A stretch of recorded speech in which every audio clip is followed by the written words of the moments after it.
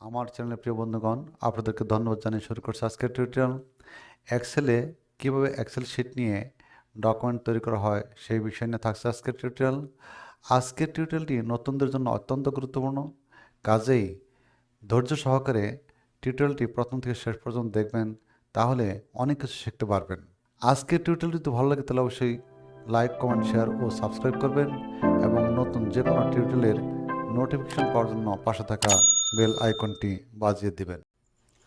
প্রথমে এক্সেল সফটওয়্যারটি ওপেন করি। প্রিয় ভিউয়ার্স, এখানে মনে রাখবেন যে ডকুমেন্টটা আমি তৈরি করব সেখানে যতগুলি কলাম এবং রো আছে তার থেকে আমি কিছু বেশি নিলেও কোনো সমস্যা নেই।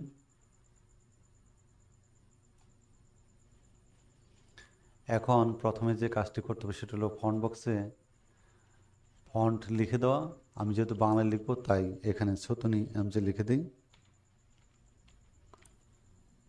দেখুন প্রিয় ভিউয়ার্স, আমার সতনী এমজে চলে এসেছে, আমি এন্টার দিই।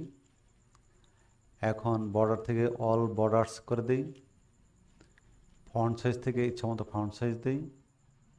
অ্যালাইন থেকে সেন্টার এবং টপ অ্যালাইন সিলেক্ট করে দিই, র্যাপ টেক্সট করি এবং বিজয় বার থেকে ফন্ট মোড সিলেক্ট করে দিই। আমার কাজ শেষ, এখন লেখার পালা। প্রিয় ভিউয়ার্স, আমি প্রথম রোটি রেখে দেব, কারণ এখানে আমার একটি হেডলাইন লিখতে হবে। আমি এখান থেকে লেখা শুরু করি।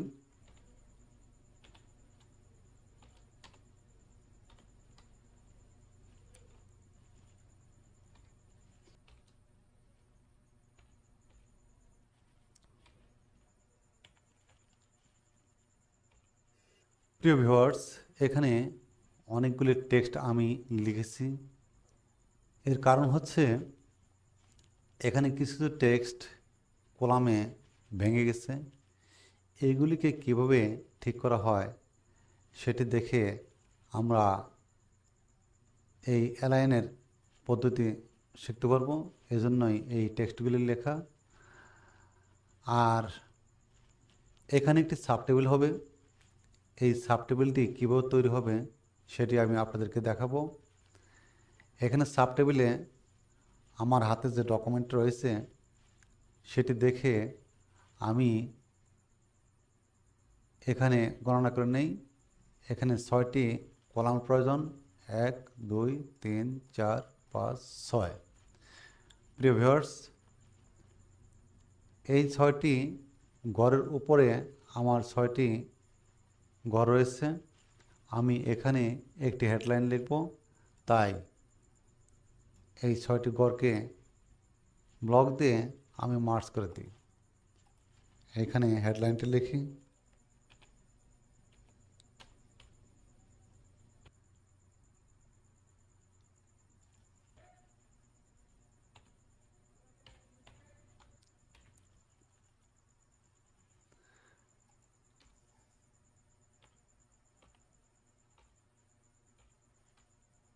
প্রিয় ভিউয়ার্স, আমার যতটুকু প্রয়োজন সেই হিসেবে আমার কলাম নেওয়া শেষ।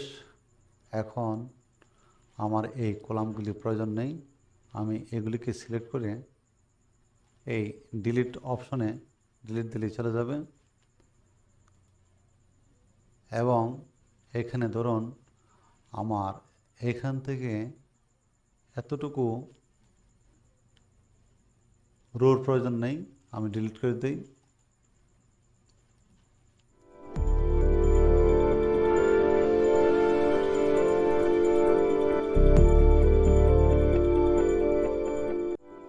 এখন এখানে আমার হেডলাইনটি লিখে নেই, তাই পুরো কলামগুলিকে সিলেক্ট করে মার্জ করে দিই, লিখি।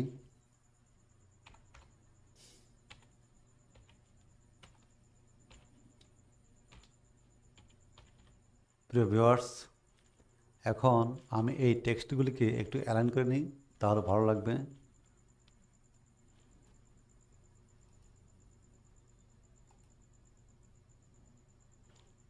আমার ক্রমিক নঙের জন্য এত বড় ঘরের প্রয়োজন নেই।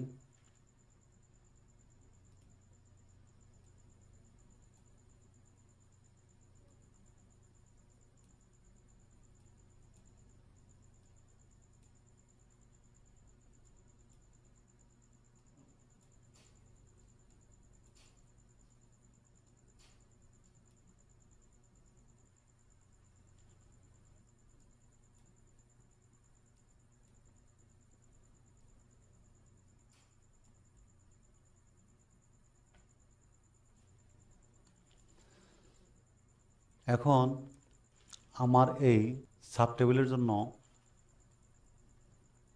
এই ঘরগুলিকে বাদ দিতে হবে এবং এটাকেও বাদ দিতে হবে। এজন্য যা করতে হবে তা হচ্ছে আমি মার্জ করে দিই।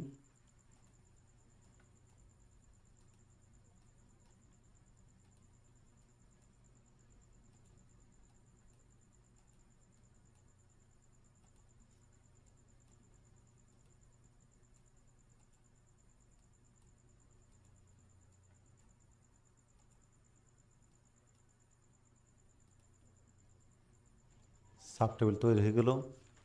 আমি এই টেক্সটগুলিকে আরেকটু অ্যালাইন করি।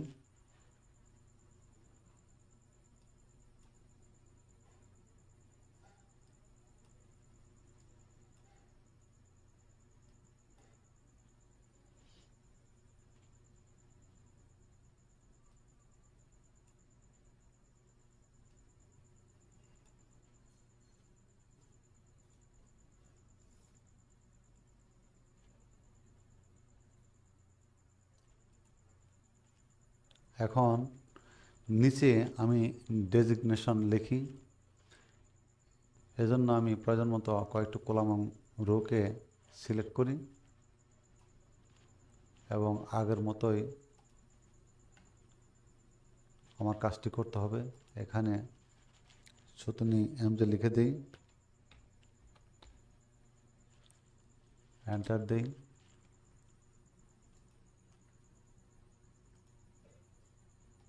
ইচ্ছা মতো ফন্ট সাইজ দিই, centre to top align select করি।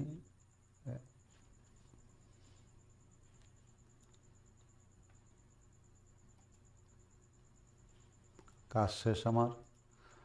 এখন আমার এখানে ডেজিগনেশন লেখার জন্য 3টি রোর প্রয়োজন। আমি 3টি রো বাদে আর বাকি ডিলিট দেবো। তো তার আগে মার্জ করে নেই।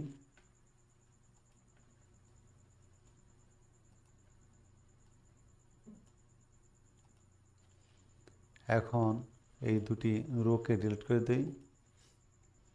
এখানে লিখি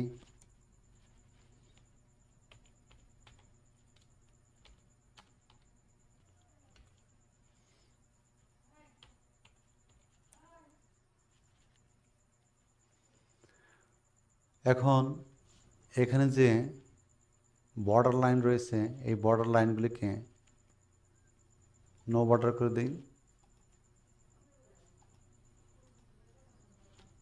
যদি এই ডেজিগনেশনকে আমার আরেকটু নিচে দেওয়ার প্রয়োজন পড়ে তাহলে এখান থেকে টেনে নিচে নামিয়ে দিই। বাস আমার কাজ শেষ। প্রিয় ভিউয়ার্স, এক্সেলে যে কোনো ডকুমেন্টকে বাংলায় লেখার ক্ষেত্রে এটি মৌলিক নিয়ম। আপনারা এই নিয়মটি ফলো করে যে কোনো ডকুমেন্টকে এক্সেল শিটে লিখবেন, কোনো সমস্যা হবে না।